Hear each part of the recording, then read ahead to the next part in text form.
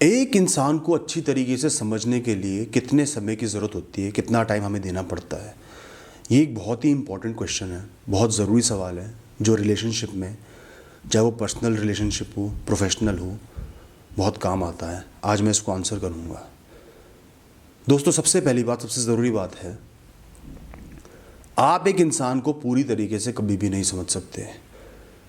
लोग एक दूसरे के साथ 50 साल भी बिता देते हैं ना, उसके बाद भी एक दूसरे के बारे में नई बातें पता चलती हैं, एक दूसरे को समझ पाते हैं, बेहतर समझ पाते हैं हर नए दिन के साथ, हर आने वाले दिन के साथ।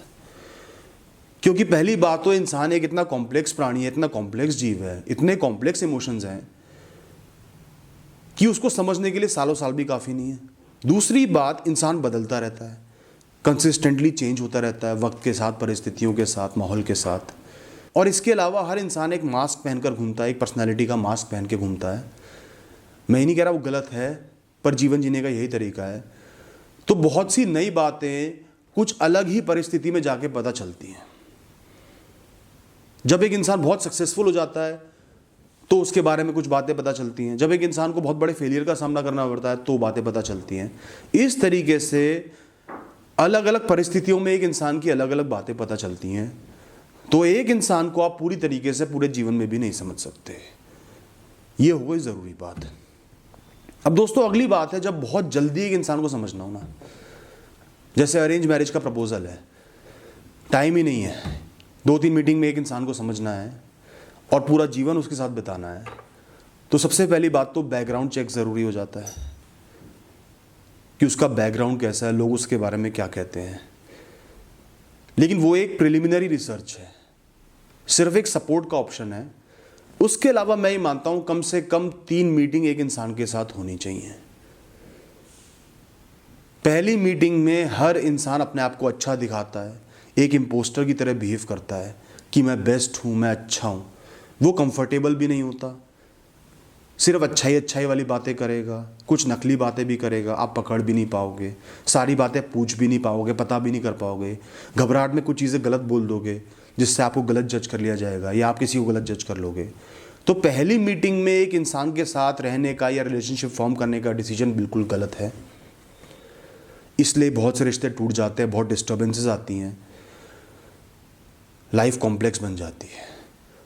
दोस्तों, पहली मीटिंग के बाद आती है दूसरी मीटिंग, जो गलत फहमी हुई होंगी, बातें अधूरी रह गई होंगी, ज़रूरी बातें बाद में याद आई होंगी, ये बातें करनी थी।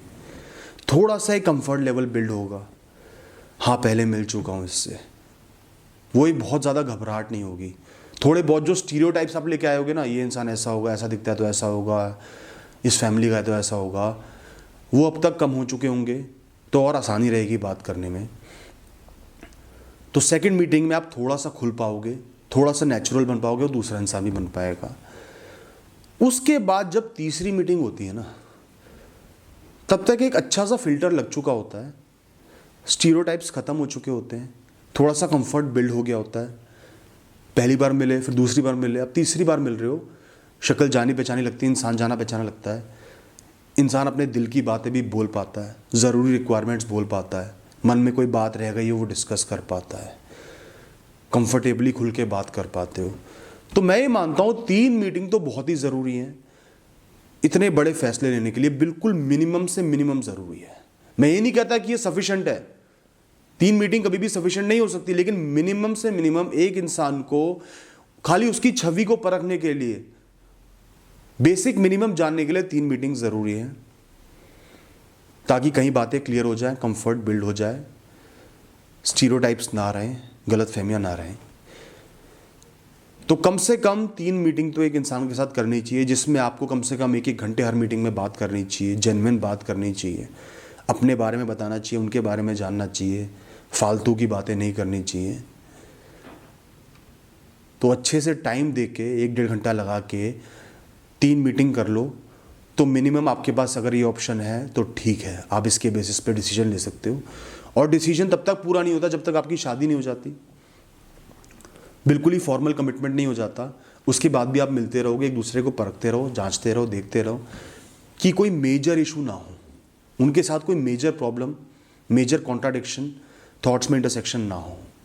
और दोस्तों इसके बाद जितने भी आपके इंटरेक्शंस होंगे आगे बढ़ते रहेंगे, उतना ही आप एक दूसरे को जानते रहोगे, समझते रहोगे। अब दोस्तों बात करते हैं लाइफ की। ये तो खाली एक अरेंज मैरिज की बात करी, अब लाइफ की बात करते हैं। आपको एक इंसान से दोस्ती बनानी है, रिलेशनशिप बनाना है, लव हो गया है या लव करना चाहते हो, रिश्ता बनाना चाहते हो, तो कितना टाइम चाहिए उसको समझने के लिए, जानने के लिए। दोस्तों जो शुरू में बात की थी वो तो आप समझ ही गए होंगे कि जीवन भर हम एक इंसान को समझते रहते हैं, पर एक रिश्ता फॉर्म करने के लिए एक बहुत ही अच्छा दोस्ती का जो लाइफ लॉन्ग चल सके, ऐसा रिश्ता बनाने के लिए, एक दूसरे की नीयत को, इंटेंशंस को समझने के लिए, जानने के लिए कम से कम 1 साल एक दूसरे के साथ अच्छी दोस्ती रखना, इनफॉर्मल होना, कैजुअल होना बहुत ज़रूरी है। एक दूसरे के साथ समय बिताओ, बार बार मिलो, समझो, जानो। सिर्फ रोमांस की, सेक्स की या फैंटेसीज़ वाली बातें नहीं करनी है कि ये सपना साथ में देख लिया। एक दूसरे को जानना है, समझना है, परखना है, ऑब्जर्व करना है, टेस्ट भी लेना है चुपचाप धीरे से, हर चीज़ करनी है। 1 साल एक दूसरे का सच्चे दोस्त की तरह साथ निभाना है, तब जाके आप एक इंसान के साथ जीवन भर रहने का, रिलेशनशिप फॉर्म करने का फैसला ले सकते हो। गारंटी उसके बाद भी नहीं होती। कई बार 10 साल के रिश्ते भी टूट जाते हैं, कई बार शादी के बाद रिश्ते टूट जाते हैं, 20 साल की शादी टूट जाती है। गारंटी कभी भी नहीं होगी क्योंकि इंसान बहुत कॉम्प्लेक्स है। पर हमें एक बेसिक मिनिमम नींव, एक स्ट्रॉन्ग नींव डालनी पड़ेगी। वो कम से कम 1 साल की होनी चाहिए। खाली पहली झलक, कुछ पल का इन्फैचुएशन, कुछ टाइम का इन्फैचुएशन डिसीजन लेने के लिए बिल्कुल भी काफ़ी नहीं है। और खासकर जो शुरू का टाइम होता है ना, 2-3 महीने होते हैं रिलेशनशिप्स में, वो तो टोटली हनीमून फेज होता है।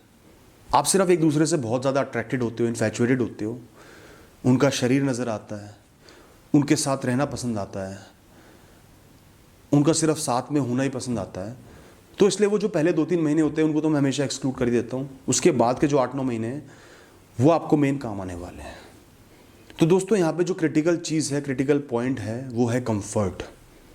एक दूसरे के साथ कंफर्टेबल, आराम फील करना उनकी कंपनी में, नॉर्मल फील करना। उसके बाद आप एक इंसान को जान सकते हो, परख सकते हो। ये बहुत ही ज़रूरी वीडियो है, इसका ध्यान रखना। Thank you.